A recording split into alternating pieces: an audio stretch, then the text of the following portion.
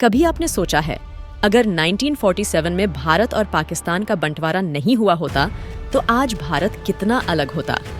विभाजन के बाद जो रिसोर्सेज, टैलेंट और पावर हमने जो अलग किया, वह मिलकर क्या बन सकते थे। एक यूनाइटेड इंडिया जो आज भारत, पाकिस्तान और बांग्लादेश को मिलाकर दुनिया का most popular, strongest and influential country होता, जो ग्लोबल पावर को हिलाकर रख देता।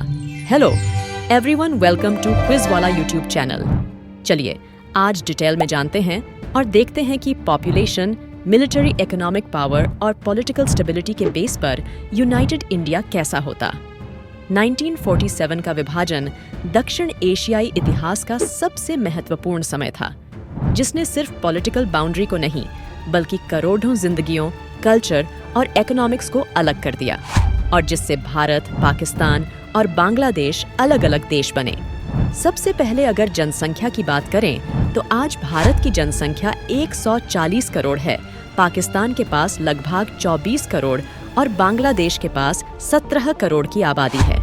अगर ये तीन देश साथ रहते तो यूनाइटेड इंडिया की कुल जनसंख्या 182 करोड़ होती, जो दुनिया में कोई भी देश से ज्यादा है। दूसरी मिलिट्री की बात करें तो भारत के पास 14.5 लाख एक्टिव सैनिक हैं, जो चीन के बाद दूसरी सबसे बड़ी मिलिट्री है। वहीं पाकिस्तान के पास 6.4 लाख और बांग्लादेश के पास 3.25 लाख मिलिट्री है।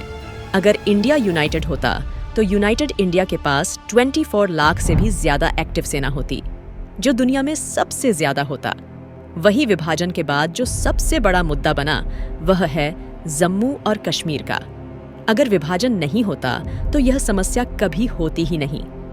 1947 से भारत और पाकिस्तान के बीच 3 बार लड़ाई हो चुकी है, जिसमें प्रमुख मुद्दा कश्मीर का इशू रहा है। भारत सरकार हर साल जम्मू और कश्मीर में बस सुरक्षा के लिए करोड़ों रुपए खर्च करती है। अगर भारत का विभाजन नहीं होता तो ये करोड़ों रुपए बच जाते। तीसरा, देखा जाए तो भारत, पाकिस्तान और बांग्लादेश अपने अपने डिफेंस बजट पर करोड़ों रुपया खर्च करते हैं।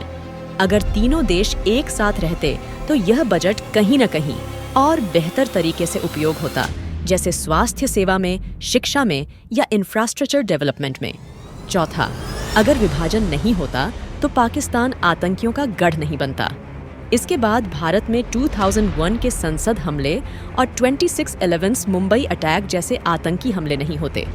पंचमा, भारत दुनिया में सबसे ज्यादा मुस्लिम आबादी वाला देश बन गया होता।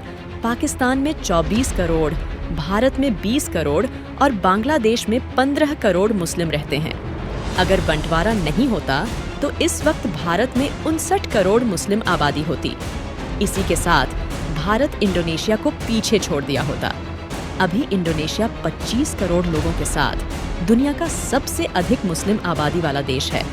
छठा, दुनिया का 15वां सबसे बड़ा समुद्री इलाका भारत देश का होता। भारत में गुजरात से लेकर पश्चिम बंगाल तक के हिस्से में हमारा बॉर्डर समुद्र से लगता है।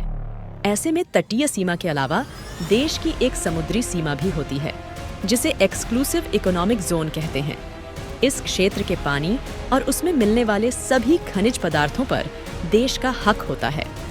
भारत की अरब सागर और बंगाल की खाड़ी में समुद्री सीमा है। भारत का exclusive economic zone 23.05 lakh square kilometre है। वहीं पाकिस्तान के पास अरब सागर में 2.90 लाख स्क्वायर किलोमीटर और बांग्लादेश के पास वे ऑफ बंगाल में 1.19 लाख स्क्वायर किलोमीटर का एक्सक्लूसिव इकोनॉमिक जोन है। अगर पाकिस्तान और बांग्लादेश भारत में होते तो हमारे पास दुनिया का 15वां सबसे बड़ा एक्सक्लूसिव इकोनॉमिक जोन होता। इसका क्षेत्रफल 27.13 लाख स्क्वायर किलोमीटर होता। दोस्तों, आपको बता दें कि बांग्लादेश की समुद्री सीमा में नेचुरल गैस का बहुत बड़ा भंडार है। इसके अलावा यहाँ कई heavy mineral, zircon, rutile, magnetite, monazite जैसे पदार्थ भी मिलते हैं। दोस्तों, आप कमेंट करके बताएं कि क्या भारत, पाकिस्तान और बांग्लादेश कभी भी एक साथ मिल पाएंगे। और अगर आपको ये वीडियो अच्छा लगा हो तो वह वीडियो को लाइक करें और अपना फीडबैक कमेंट करके बताएं। जय हिंद।